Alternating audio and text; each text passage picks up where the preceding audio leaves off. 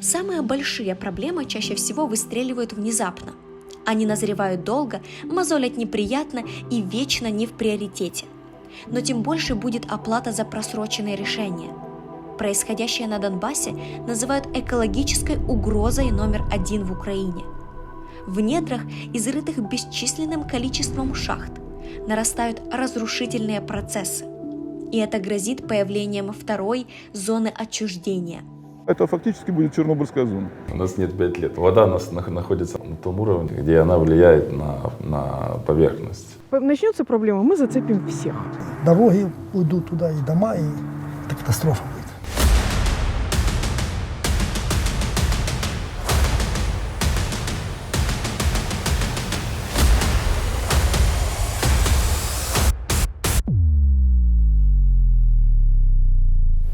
Ситуация на Донбассе никогда не была хорошей, то, что касается экологии. Экологическая нагрузка там всегда зашкаливала. Да. Это Анастасия Бондаренко, аналитик фонда «Право на захист». С начала войны они при поддержке международных организаций занимаются проблемами людей на востоке Украины. А ситуация, когда начался конфликт, просто обострилась. То есть все язвы, все проблемы, они просто вылезли наружу и усугубились. Ситуация с шахтами у нас усугубилась до такой степени, что сейчас у нас, в принципе, можно говорить о том, что Донецкая и Луганская область вот-вот рискует перейти из статуса зоны конфликта в зону экологической катастрофы. Боевые действия разделили Донбасс и одновременно промышленный комплекс региона. С более 100 шахт на подконтрольной Украине территории осталось только 3 десятка. Остальные оказались в зоне оккупации. Мы пришли к известному гидрогеологу Евгению Яковлеву, который следит за темой шахт больше 50 лет. Сейчас на Донбассе, по-моему, происходит хаотическое, неуправляемое затопление шахт. В основном по экономическим показателям, потому что уголь с больших глубин дороже, гораздо больше воды идет на тонну угля. На оккупированной территории угольная отрасль почти прекратила свое существование.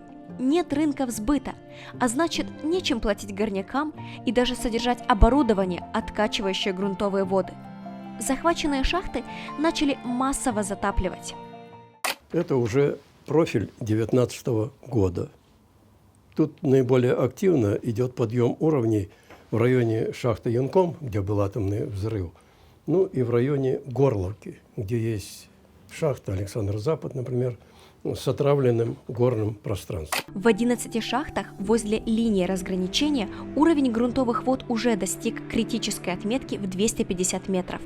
Критическим это станет на глубине примерно 250-350 метров, потому что здесь уже развита так называемая зона трещиноватости, зона выветривания пород. Автоматически это означает подтопление домов и загрязнение всех источников питьевой воды.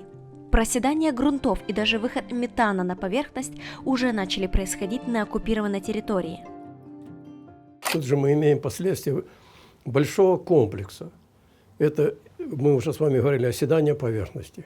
Это активизация миграции загрязнений. Это новые пути выделения взрывоопасного газа. Ну и кроме того, вы уже сказали, большинство шахт у нас градообразующие. Это выход этих процессов на жилье, на промышленные предприятия, на сети. Самая большая проблема – дефицит информации. Любой обмен данными с оккупированными территориями прекращен. Между тем, шахты под землей связаны как сообщающиеся сосуды. Происходящее подтопление сильно повышает нагрузку на пока еще работающие украинские предприятия. Ситуация может обернуться бедой в любой момент. Даже мониторинга, что происходит сейчас под землей густонаселенного региона, нет. Мы отправимся на работающую шахту узнать, что об этом думают сами горняки. Мы сейчас в Торецке, в ближайшем городе к линии разграничения. Тут с холма уже видно Горловку, которая находится на неподконтрольной Украине территории. Сразу напомню, в Украине 6-й год идет война из-за агрессии России и оккупации ею части Донбасса и Крыма. Мы привыкли считать потери от войны по числу убитых и раненых солдат и местных жителей, по разрушенным объектам инфраструктуры. но даже не осознаем, как меняет нашу жизнь нанесенный ущерб окружающей среде здесь. Мы узнали все об этом. Город прифронтовой и при этом брошенный. Это Владимир Елец, известный активист в Торецке. Как и принято в шахтерском городе, его родители отработали всю жизнь на угольных предприятиях. Там же Владимир получил свой первый трудовой стаж. Вот только шахты, которые раньше были достоянием города, сейчас находятся на грани выживания. Из 8 шахт, которые были в городе, осталось государственных только 2, и те под большой угрозой закрытия. Я могу сказать об угольной промышленности именно в Торецке. Мы все прекрасно понимаем, что оно очень нерентабельно, оно на большой дотации. Если по цифрам взять, вот из доклада, который у меня есть информация, то себестоимость добычи 1 тонны угля это 4200 гривен, а продажа 1400. Ну, вот разумно вести такую хозяйственную деятельность, при том, что предприятие это не швейный цех. Оно очень опасное, и есть же случаи смертельные, и травмирования людей. Стоит ли жизнь людей после этого еще датировать фактически? Потому что на каждую тонну угля 3/4 получается суммы датирует государство для того, чтобы оно существовало. С такой экономикой самый вероятный сценарий – это реструктуризация, то есть закрытие шахт. И дело не в том, что государство – неэффективный собственник, что может первым прийти в голову. Эксплуатация до уровня нерентабельности случилась и с самой перспективной шахтой края. Одна из 3 работающих шахт Торецка доведена до тупика. Причем, в отличие от других, она не в государственном управлении, а в частном. Частник взял в аренду шахту, назвал ее именем Матроны Московской в 2012 году, но святости ей это не добавило. Шахта сейчас доведена до убытка. 500 рабочих находятся без зарплаты уже полгода. Сумасшедшие долги по электроэнергии, из-за чего, главное, водоотлив проводится несистемно и может остановиться в любой момент. Готов ли город к закрытию шахт? Осознает ли возможность техногенной катастрофы в случае ненадлежащего подхода? Мы отправились спросить у местной власти, в военно-гражданскую администрацию Торецка. Сложно быть готовым к глобальным негативным последствиям при нашем нищем бюджете, скажем так, да. В Торецке проживает 75 тысяч человек. Из них 5 тысяч задействовано в угольной промышленности. Если добавить семьи, то порядка 10-15 тысяч человек зависит от шахт. Кроме того, эти предприятия формируют половину бюджета города. Шахты в настоящее время в Торецке являются, по сути, градообразующим. Да? И сиюминутно закрыть шахту – это как социальные последствия глобальные для города, так, соответственно, экологические. Потому как решать проблему системно пока у нашего государства не получается. Можно проехать на шахту Артема, которая была закрыта уже более 10 лет назад, и посмотреть, как системно это удалось государству совершить. Там просто поселок вымер. Происходящее затопление шахт уже создает угрозы, которые город будет не в состоянии отразить. Опасность тут хорошо осознают. Нередки были случаи еще и до, скажем так, военных действий, до затопления шахт, выхода метана в подвалы домов, в колодцы. Это возможные спонтанные удушья, возможные взрывы. То есть такие последствия глобальные, это проседание грунтов, да, особенно под многоэтажными домами. Это засоление почв, то есть в балках эта вода с высокой минерализацией может выходить на поверхность. Самое критичное, что никто не понимает скорости протекания разрушительных процессов. Нет даже мониторинга, не говоря уже о плане, что с этим делать. Результат может быть печальный в любой момент. Но откуда мы знаем этот столб соседней шахты, на секундочку, представьте, какое давление. Столб высотой условно в километр, а здесь пустота, да, идет работа. В соседней шахте на расстоянии, я очень сейчас утрированно и условно говорю, на расстоянии 3 километров. Где гарантия, что этот колоссальный столб воды с колоссальным давлением в один не очень прекрасный момент, мягко говоря, да, не найдет себе проход в соседнюю работающую шахту? Это я так говорю, для угрозы, для работающих шахт. Где такие гарантии? Кто изучал? Никто не изучал. Неграмотное и поспешное закрытие любой шахты может запустить эффект домино в экологическом плане. Мы отправились на самую большую из оставшихся шахт в Торецке узнать, каковы настроения тех, кто пока что продолжает выдавать на гора тонны угля и тысячи кубов воды, удерживая регион от провалов.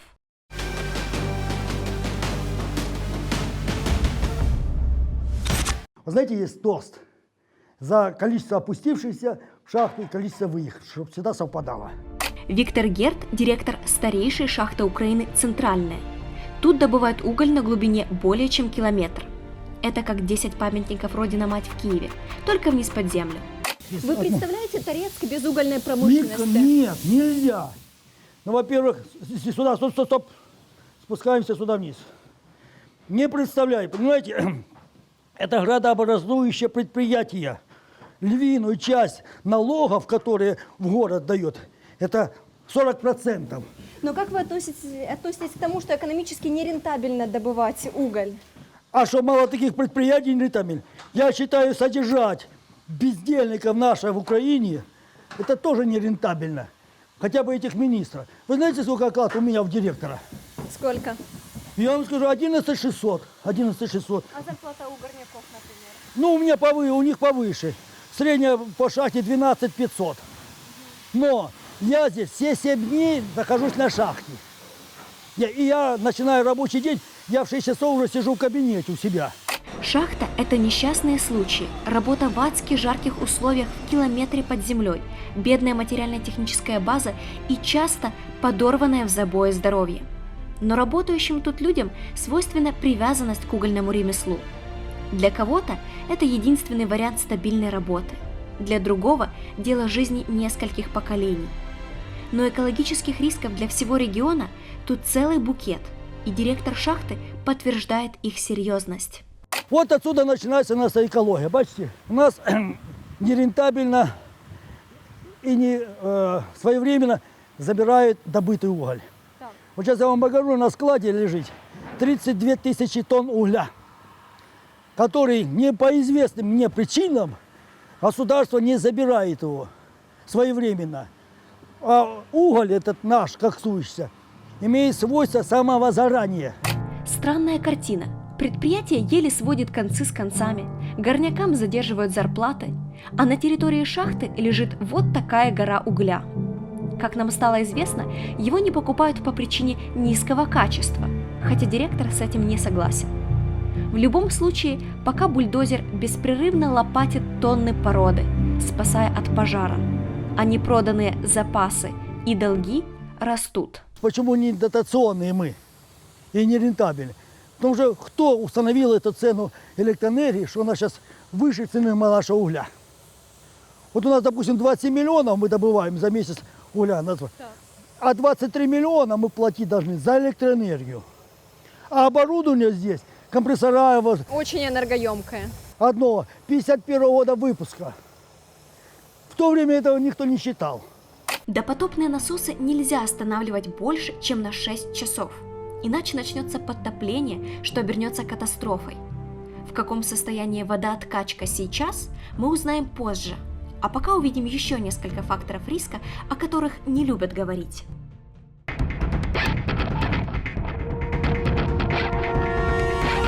Территория Донбасса буквально усеяна отстойниками ядовитых веществ.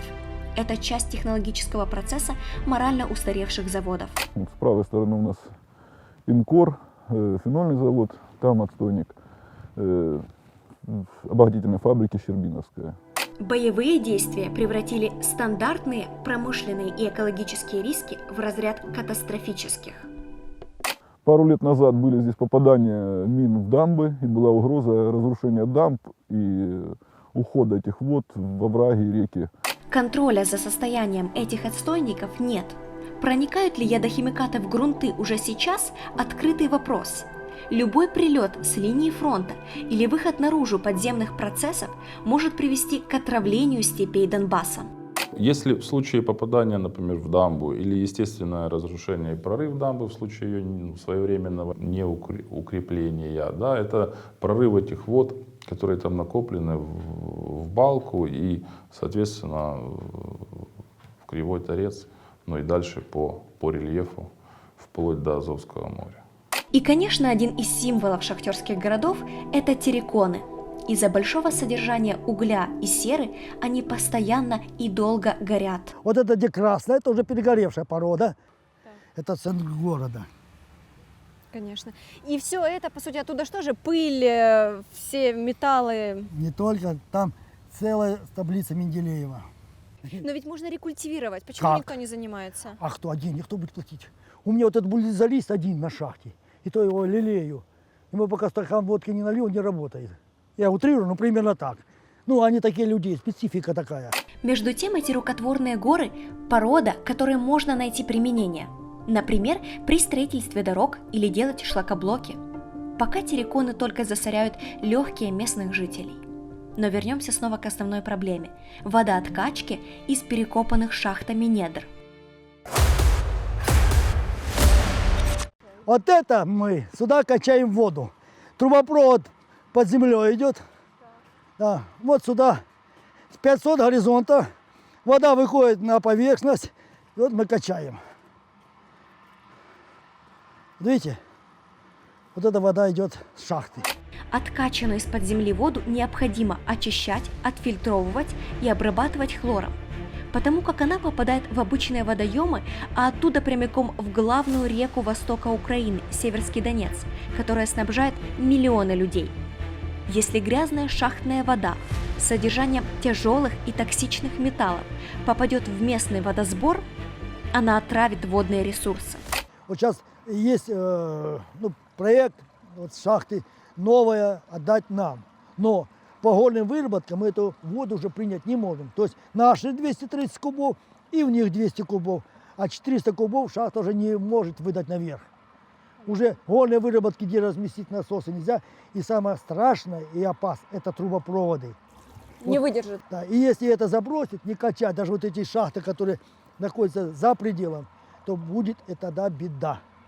Вот такую воду разве можно пускать? Ни в коем случае. Хоть Кривой Торец, хоть Северский Донец, это будет преступление. Ее надо отстаивать, очищать, да, ну и химически обеззараживать. Трубопроводы, по которым воду выдают на поверхность, критически изношены. За год вот такая нарастает вещь, и она на глубину 1100 метров. И только замена нового трубопровода надо делать. Это не уковыряешь, попробуйте. Это как металл.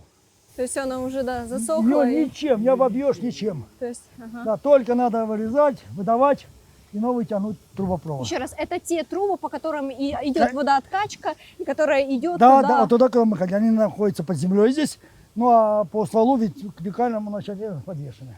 И вот за год вот так нарастает, и нам приходится с ними бороться. Да, Не да, ударишь ничем, отобьешь, я тебе премию выпишу. Ага. Ничего не сделаешь. Глядя на такие сети и старое оборудование, понимаешь, в случае хаотичного затопления близлежащих шахт увеличение нагрузки станет для них последней каплей. Хотя даже в текущих объемах ситуация может выйти из-под контроля. Самое опасное сейчас за электроэнергию. Видите, вот я опять возьмусь, если вот поступит команда отключить, вот мы не заплатили, ну нет денег. За долг, например. Да, ну нет, да, за долг, и отключить. И мы не будем качать более 6 часов. Кроме того, опасности жизни людей, и главное, это водотлив. Он же не будет работать. А не будет работать, значит, идет подтопление. А этот процесс потом необратимый. Это ж представляете, что надо делать? Ой. Говорят об опасности и другие сотрудники шахты. А что вы думаете вот о проблеме затопления шахт? Душа сильно за это болит, очень сильно, потому что 12 лет механиком отработал. Да. Я понимаю, что это будет катастрофа. Вода начнет подниматься, возможно, это ж непредсказуемо. Где-то выйдет и на поверхность, здесь город живой рядом. Это то, что я лично думаю. Газ, метан начнет выдавливаться. Да, вот это самое страшное. Подмывать, почва начнет плавуны эти появятся, просадка зданий. Обрезается, может, называется мульдосдвижение пород. Там, где вымоет вода, вот эти слабые породы, вот эту грязь, какую мы шли, она же вымывается все водой потом. И пройдет хоть осадка почвы, это называется мульда, просадка, и дороги уйдут туда, и дома, и это катастрофа будет. Это может случиться вот в какой-то любой момент? Вот спонтанно, неконтролированно? Но если вокруг забросить все шахты и имеющуюся не подготовить, конечно, может случиться. А если вообще все закрыть, ну это случится, по-моему, Костя, неизбежно. а вот если электроэнергия, я говорил, у нас сейчас проблема с подачей электроэнергии. Без предупреждения могут отключить, потому что она сейчас частная.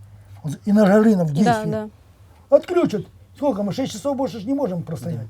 И будет катастрофа. Начинается подтопление, а дальше управляемый процесс пойдет. Техногенная катастрофа. Время играет против нас. Негативные подземные процессы идут полным ходом. Дотационные шахты продолжают работу, увеличивая бюджетную дыру. На фоне постоянных разговоров о необходимости закрытия экономически невыгодных шахт все забывают о стратегии. А что будет после? Здесь два варианта. Либо значительные вложения в отрасль и механизацию, ну, опять же, нужно считать, может быть, это абсолютно неоправданно, да? Либо грамотное закрытие и перепрофилирование, да, шахты и всей социальной сферы. У нас не соответствует скорость нашего негатива тем действиям, которые производятся органами власти. Все 5 лет ничего не происходило. 5 лет мы принимали программы о том, как нам улучшить, расширить, углубить, поднять престиж профессии, увеличить добычу угля, вместо того, чтобы сказать: да, ребята, у нас есть неприбыльные шахты, да, у нас есть проблема с затоплением шахт, да, у нас там происходит авария, нам нужно сделать полную ревизию того, что у нас происходит, нам нужно понять, какие у нас шахты неприбыльные, и начать их закрывать правильным, нормальным способом. Каким должно быть решение проблемы, мы тоже намерены узнать.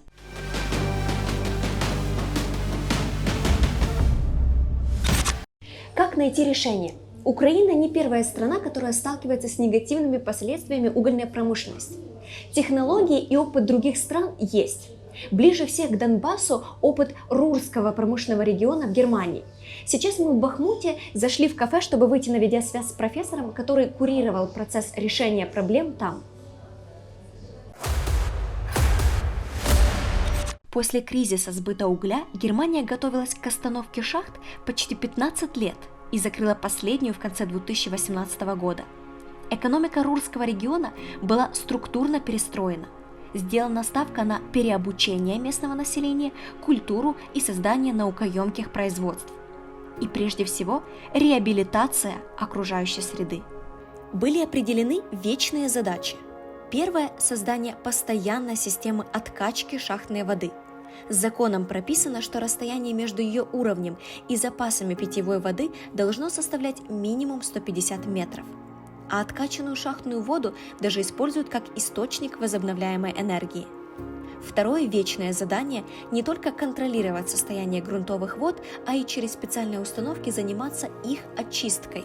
Конечно, эти процессы нуждаются в капитальном финансировании. Профессор Рольф Петри настаивает на необходимости хотя бы системы мониторинга, которая уже опробована в Германии. Это бокс-модель, которая позволяет проводить расчеты, куда двигаются шахтные воды и в случае чего своевременно принять меры. Самое главное, то, что нужно сделать, это нужно ввести эту бокс-модель, потому что она делает расчеты все предварительные. И нужно проявлять активность, потому что, насколько я знаю, Европейская комиссия даже, возможно, поддержит финансовое внедрение этой программы. Но Украина должна показать свою заинтересованность, что ей это необходимо. Все мои собеседники повторяли, что необходимо вынесение темы экологических рисков на Донбассе на международный уровень. Как минимум, включение в повестку Минского переговорного процесса для запуска хотя бы обмена информацией и мониторинга. На Донбассе проблемы спутались в один клубок. Шахты невыгодны, бросать на произвол людей и целые города бесчеловечно, продолжаются военные действия. На этом фоне угроза окружающей среде теряется. Но цена за беспечность и нерешительность может оказаться слишком высока. По сути, у нас назревает второй Чернобыль. Хуже. По необратимости это хуже, это опаснее. Экологические проблемы не решаются за один момент, но если ими не заниматься, они нас быстро догонят. Следующие выпуски эко-рубрики скоро. Подписывайтесь на странички проекта и увидимся!